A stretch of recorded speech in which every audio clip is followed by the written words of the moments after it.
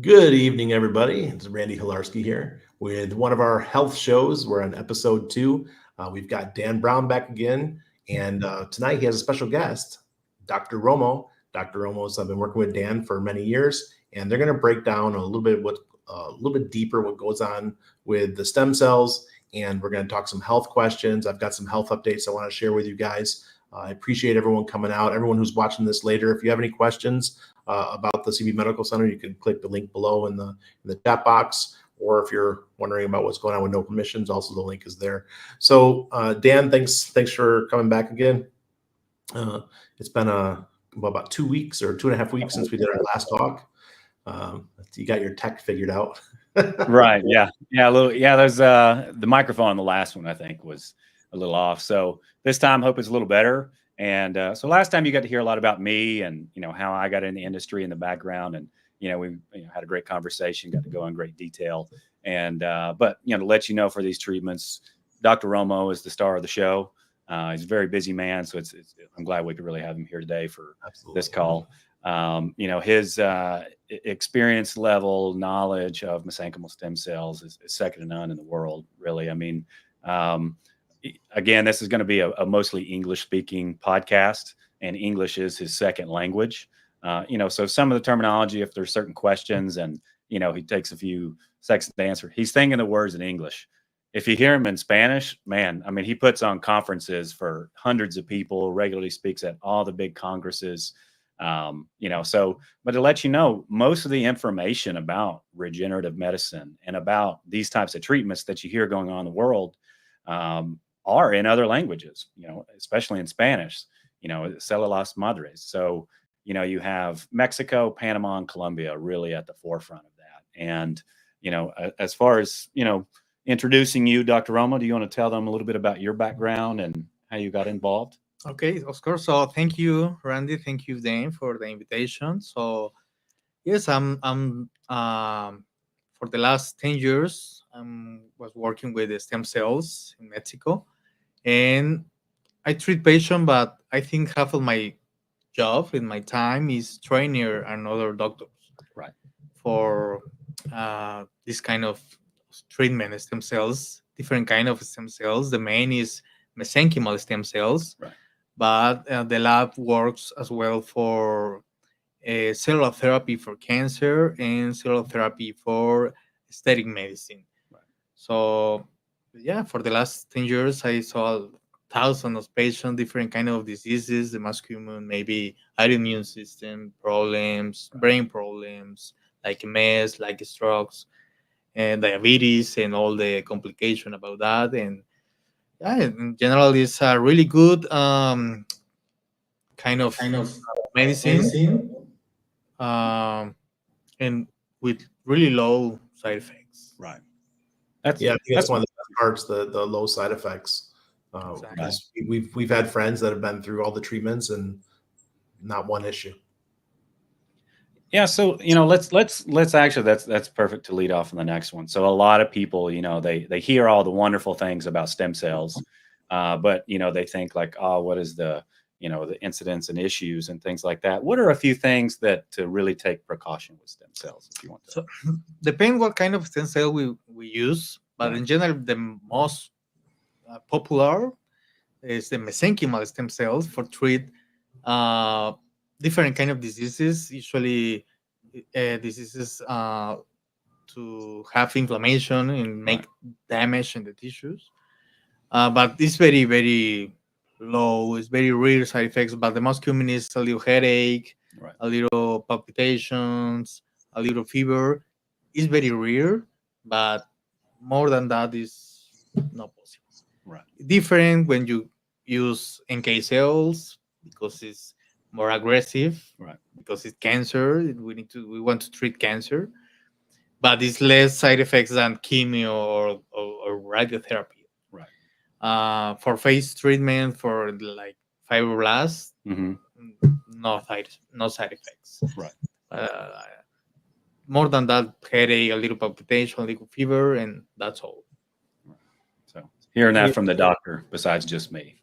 Right, exactly. Well, what I find interesting is that how proactive the Mexican government is in being active with the study of stem cells and moving forward with more advanced treatments. Could you talk about that? How the government is involved in Mexico? So there's some people that care about that stuff. I don't give a shit, but some people do care. Of course. Actually, a couple weeks ago, I was in a big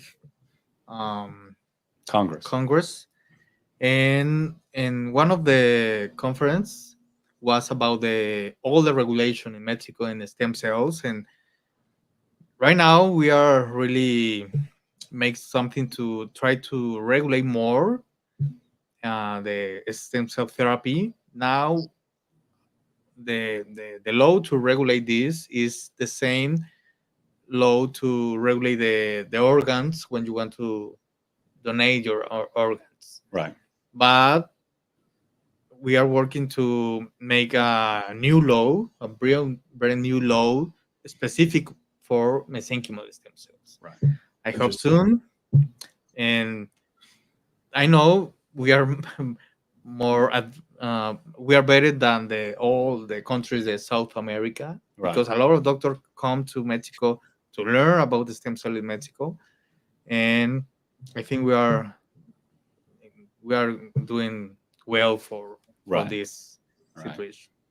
Yeah, I mean, here in Panama, I would love to get treatment in my backyard. It's just that Dr. Reardon and his group, they charge outlandish prices, crazy prices, and I would never pay $35,000 for the treatment unless it was like a deathbed decision and I had to. That's the only way I could save myself. But yeah, it's not there for the regular guy. But what you guys are doing in Mexico, it seems like it's becoming more and more affordable, and as advancements come online, and I think the prices will come down greatly. Right. Yeah. One of the key things is that, Mexico is a large country. There's a large population, and still the majority of the patients being treated are Mexican nationals. International patients flying in make up, maybe 5 to 10%, but that's still thousands of people. Just when you have that cost spread, across a lot of people, that reduces cost and, allows them to expand their facilities much more quickly. But it's getting more affordable, because at those prices, in Panama, that's almost inaccessible pricing. Even now with us, it's still expensive, but it's still affordable. Especially when you're dealing with some conditions that you really have no other option. There's usually a way to find where, let's say a high dose IV, runs, say $10,000 to $15,000. Usually that's accessible. Versus to get those same dosages in Panama, the reality that's actually more like $50,000 to $70,000. So yeah, and it is just it's because they can, and, it's just the reality of it. They do a lower number of patients and much higher cost spread across them. So Mexico is really at the forefront of everything, of pushing the advancement, especially with mesenchymal stem cells. Right. So again, there's pluripotent embryonic stem cells, and that's one of the ones that really gets like the negative attention.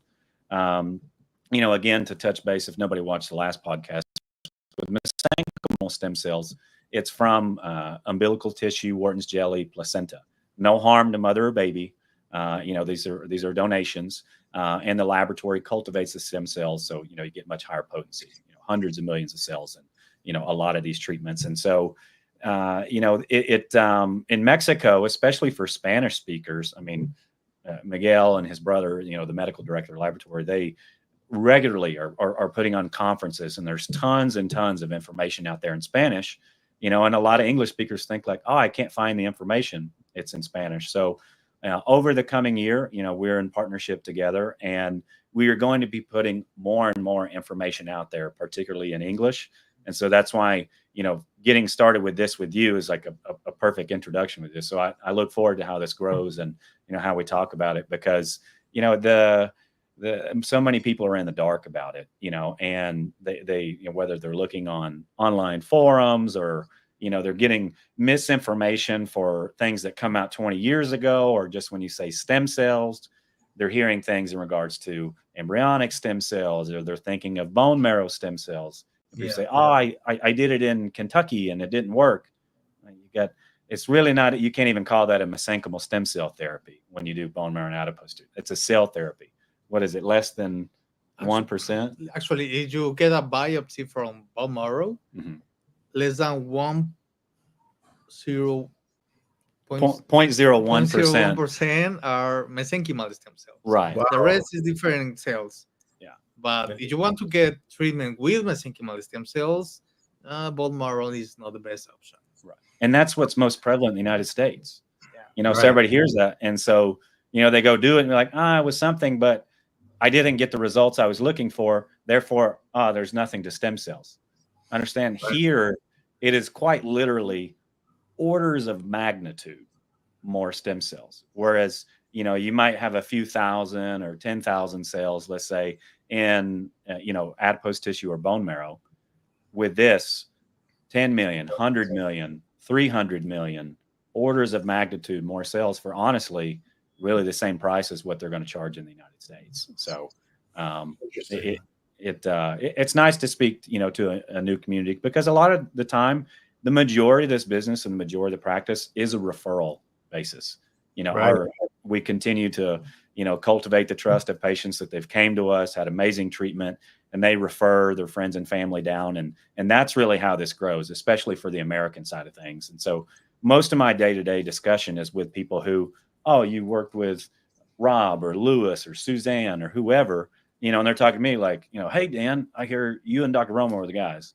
And yeah, but, again, this is a great platform to start to get more of the information out there, particularly in Spanish, because they're doing it all the time. And in English, they're doing it all the time in Spanish. Yeah, exactly. So you guys you have the office in Puerto Vallarta, you have the one in Tijuana, and then you also have Guadalajara. Guadalajara is where you grow the stem cells, correct? Exactly. Actually, we are building different labs in all Mexico. We are building here in Tijuana. We are building one in Puerto Vallarta. In Guadalajara, we have several. The biggest one is in Guadalajara.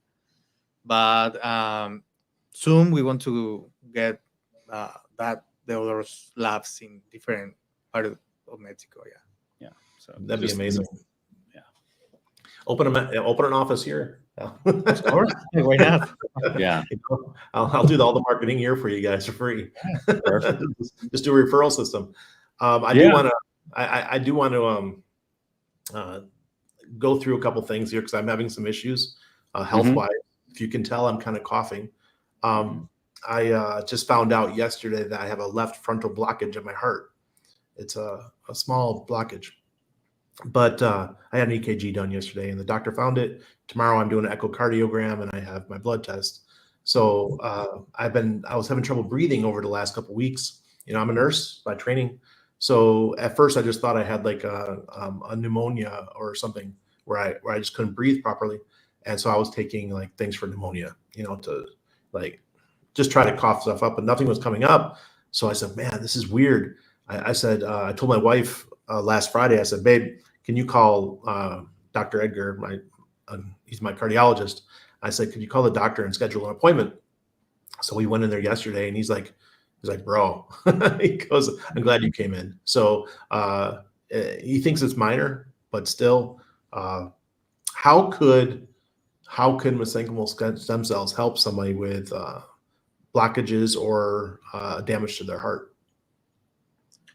So actually, the stem cells works a lot to make brand new blood vessels that will help to the tissue that don't have enough perfusion. And the way to the stem cells works in that situation is stimulate your whole body to make more and brand new blood vessels, and to guarantee enough perfusion in that tissue. And that is one of how the stem cell works, because the stem cells going to stimulate to regenerate the tissue. For example, for heart, that's going to help to regenerate the muscles in the heart to keep working good. So in general, it regulate the immune system, reduce the inflammation, and the main is regenerate the tissue. Right. So what my doctor wants me to do is something called EECP. It's a newer treatment, excuse me, where it uses pressure on your lower extremities and lower back, and it helps build bypasses, natural bypasses around your heart. And I thought that was pretty cool because really I don't want to do a stent or even I definitely don't want to do a bypass like my grandpa did back in the day. Where they cut his chest open and do all those things. Yeah, I'd rather not deal with that kind of thing. But I do like the EECP idea. Obviously, if you guys were closer, I would just go visit. But I need to know some answers and what I'm going to do over the next couple of months regarding this. And I don't mind doing multiple different treatments to work on this. Well, let's see. We got the event in January. It's October now, so Get close. we can make it happen down in Panama. Sure. When we come, because we're going to come a little early to the event. So interesting. Well, do you have any more input on that? Because I've read a lot of negative information lately about some of the stents, especially in the past, the overhaul of the stents. And like once you've kind of made the decision for the stent, then, it's you're stuck with it forever. Right. Yeah. Don't want to go that way. So, I was kind of worried there for a moment because I just started taking tirzepatide about 3 months ago. You look even leaner since the last time I seen you. Yeah. I've lost 20 pounds or 8 or 9 kilos. Coming off. I feel great. My doctor he was actually excited that I told him that I was on it. He said that's going to help your heart a lot. He said they're finding out that it's got a lot of good effects for the heart when you're on tirzepatide. So I thought that was really cool to hear that. And I have seen some of the studies regarding it. So Dr. Romo, I don't know if Dan told you, but I love peptides. I take tesamorelin at night, which is a natural, helps you work with your pituitary to release human growth hormone. It gives me a wonderful sleep. Not lately because of my issue. I've been sleeping like shit. But normally I would sleep fine. And I take AOD 9604, which helps repair and build muscle faster. So when you're working out, you repair faster. I was taking HGH, but I stopped that a couple weeks ago when I was starting to have the trouble with the breathing. And my doctor's like, "That's good that you did that." So I just figured out that maybe HGH wasn't the one to be taken when you're sick. So yes, I'm looking forward to using all the different methods to give myself a better life. I do have a 6-year-old going on 7 years old and an amazing wife, and I want to be around there for them, right? So my priority is losing the weight. My priority is getting back into really good health. I'm an ex-military man, so I know how to get in shape. So just got to tap into it. Yeah, you got to meet all these treatments halfway, and I mean, it's a great start. Peptides and the tirzepatide and everything go a long way, and there's so many more tools at the disposal to address health conditions, and the earlier you can start to treat them, the more likely you can put it behind you, and I mean, it's tough when you find out news, but that's a really common condition we have that comes in for treatment all the time, and so. The heart one? Yeah. Because, and then in particular, congestive heart failure is probably one of the ones that I would say, I got started in this. Everybody knows, have heard from someone doing mesenchymal stem cells for joint treatment. I mean, at some point, somebody has heard about it, whether they read it in a magazine, heard it on a podcast, they're aware of that. But even after I got in the industry, I wasn't so aware for how much it would heal your organs. And I can think of some of the very early cases when I really was working closely with Dr. Romo, not just for my referrals, but just some more incoming American patients. And I'm hearing their issues for the first time and congestive heart failure just across the board. I mean, typically you want to try to start addressing it before they get on oxygen because it's more of a travel risk once they're on oxygen, where this location makes that a lot easier now. But in the past in Puerto Vallarta, it's a lot of concern for patients to get on the flight and with fluid retention, the oxygen. But I mean, how many cases I watched with somebody comes in 30, 25% ejection fraction, and they're over 50% in 90 days. I mean, it honestly just sounds unbelievable, but I mean, hundreds and hundreds of people. I mean, I've worked with a few thousand patients, but Dr. Romo more than 10,000, 12,000. Wonderful. So That's wonderful to hear. Yeah, and actually, you're right. This stem cells is really good, but if you can complement with different things, in regenerative medicine, the treatment, we can separate cellular therapy and treatment with growth factors. The cellular therapy is stem cells, fibroblasts, NK, etc. And the growth factors is peptides, is exosomes, is PRP. Then if you combine, you can get better results, less side effects, and you can reduce your medication, reduce the side effect of the medication, and so patient can avoid the medication. That is the goal. Absolutely. So there was one thing I had a side effect with for a little while there, I was having swelling, right? Swelling in my legs. When I was having some kidney issues, this is like going back 2 years ago. So the doctor put me on some blood pressure meds. I was having some swelling in my legs. But then when I went on the peptides, it all went away. It was so cool that those, it's been helping me so much. And it's not like these things in the North, or when I say the North, I mean the United States or Canada, they're cost prohibitive. They're making it so things are so expensive, and they're trying to regulate them. Whereas we're lucky down here where we can order these things. I order my peptides from a doctor, Dr. Rothschild. He was pretty famous here in Panama, but he moved his labs to Hong Kong. So I just order through my friend, and they deliver it right here to Panama. So yesterday we went to the coffee shop to meet him, and he was like my drug dealer. He had all these vials of different peptides. Here, Randy, here's another one. Here's another one. And it was like $5,000 worth of peptides, but they're going to last me a whole year. I was like, this is wild, man. Only in Latin America can we do these kind of things. I love it. It is, I mean, to lead back to, kind of the background and come from is, what we feel like is free countries, where, we, even for like Dr. Romo as a doctor, he gives you his consult. He gives you the most information. At the end of the day, you have to decide what you want to do, and with here, just have a lot more tools at his disposal. And to give, another background is, Dr. Romo started off as OBG, so, I mean, he delivered more than 1,000 babies in his first year of medicine. I mean, working in some really unique locations in Mexico. And you were working at the laboratories in the summer, correct? And that's how you kind of started. When I done my specialty, like 10 or 11 years ago, I started to work with lab. And in that time, my job was check which patient are candidate to donate the placenta. Right. Then, because you need to, in general, need to be between 18 to 25 years old, just one sexual partner, no illness or any kind of disease. We test for different kind of virus, HIV, hepatitis B, hepatitis C, syphilis, Chagas, different kind of virus, bacteria, and fungus. We test for cancer markers as well.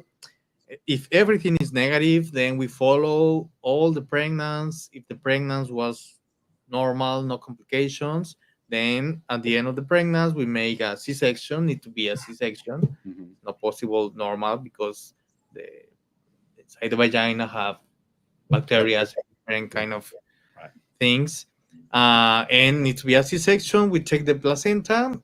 We the lab got the placenta and made again the same test. Take a sample of the tissue and then cultivate the cells. That was my first meet with the stem cells. Right. Then I got some degrees about the regenerative medicine and cellular therapy, and now I think I'm focused more in the cellular therapy more than OBG, exactly, because I'm so busy. Yeah, and that is. Were you an OBGYN in the past, Dr. Romo? Yeah. Oh, okay, interesting. I mean, more than 1,000 babies is Yeah. first year. I mean, how many babies do you think you've delivered? In the first year, I don't, just like 1,000 C-sections. Yeah. Wow. That's That's more than 3 a day. Yeah, it's a lot. Tell me, yeah, like you had one day where you said, what was it, like 24, 48 hours you deliver? How In many? 20 in one day, like 52 babies What? in one day. Yeah. Yeah. Was 8 section and the rest was normal. It's like working in a meat packing factory. That's where, like, really, especially like if you speak Spanish and you can spend more time with Dr. Romo, his experience level from the very beginning, like the understanding of the placenta umbilical tissue, the C-sections for the extraction, working in the laboratory, how the laboratory operates and cultivates. Then you have the administration of the stem cells. And then now, I mean, his primary role is he trains the other physicians, and it's while Americans coming down, you kind of like, he's one of the first faces you're going to talk to because he can give you all the information and it's in English. But what you don't see behind the scenes is the majority of the time he's speaking to a room of 100 doctors, Wow. and discussing the power of the cell therapies, because maybe there are other doctors that have different specialities and they want to start to, administer the stem cells, such as like a dentist. They can, go through the seminars and the training for the injection of the stem cells and how it can help with, say, gum regeneration.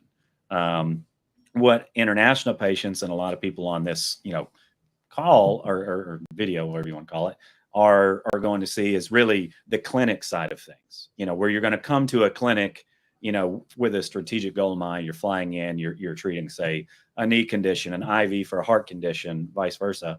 Whereas in Mexico, there are multiple physicians throughout Mexico that, are training on one specialty for that one thing for Mexican nationals. So that's where Dr. Romo's experience is it's really second to none. I mean, he is versed in so many pieces and seen so many thousands of conditions, just across the board, that like he can let you know how, if it's going to work for you, if it's not, what we can do. And yeah, it's just exceptional to get to work with him. All right. And Dr. Romo, which office do you work out of? Do you work at Puerto Vallarta? Yeah, I live in Puerto Vallarta actually, but I think I spend more time in another part of the country than Puerto Vallarta. But I have my clinic in Puerto Vallarta, now here in Tijuana, and we have as well in Guadalajara. But usually I saw patient in Puerto Vallarta and here in Tijuana. Beautiful. I think most people, that maybe Dan wants to speak to it really quick.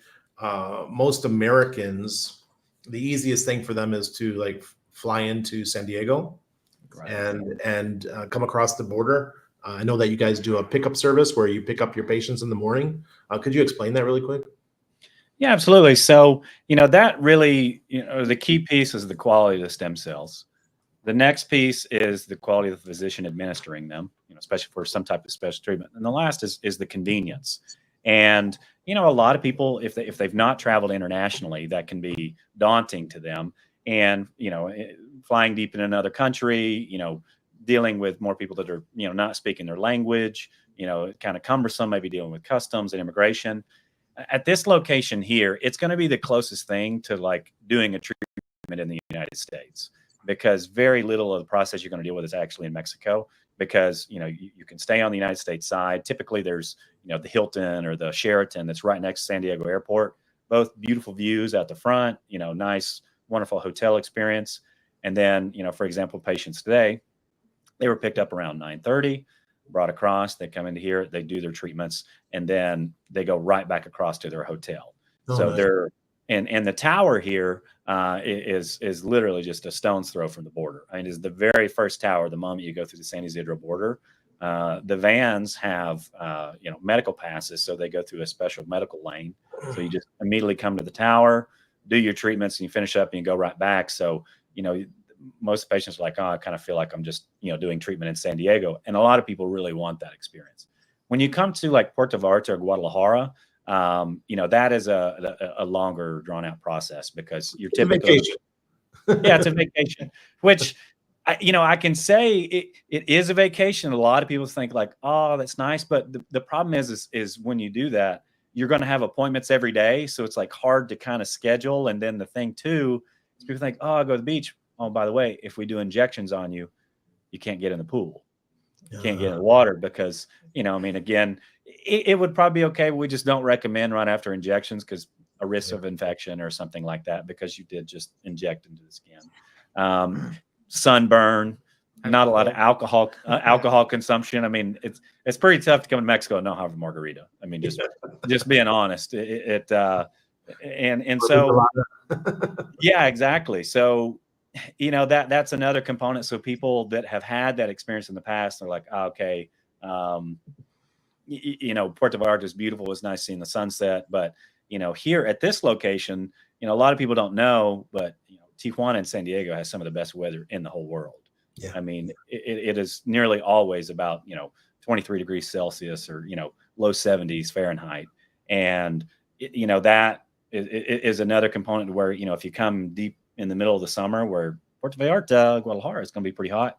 Here it's like perfect weather, so this location is about the most convenient experience. You're like, okay, I decided on my cell therapies, the administration.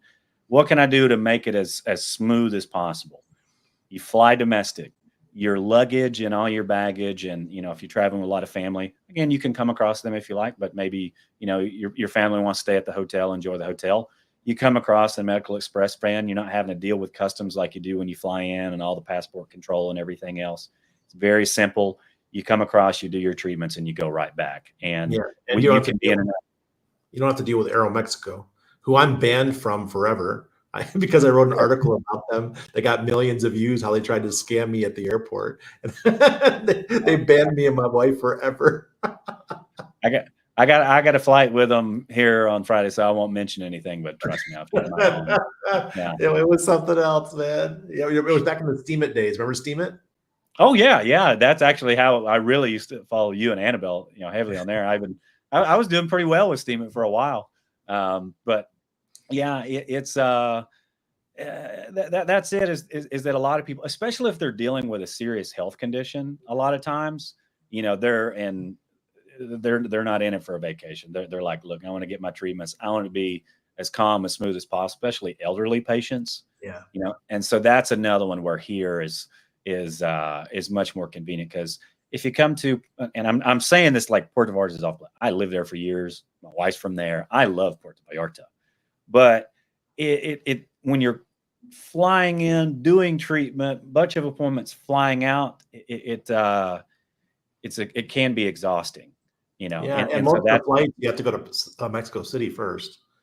Right, and that's honestly, I love Mexico. Mexico City, they can keep it. That is my least favorite airport in the world. It's the only airport. I love the city, man. I love the city. Okay, Mexico City is amazing. Yeah, I mean, amazing food, everything. That airport, I'm telling you, if you're going to find an airport, lose your bags, is that one. I mean, I've been in, prop planes, puddle skippers in Africa, and I'm thinking like, there's no way my bags are gone, and they make it.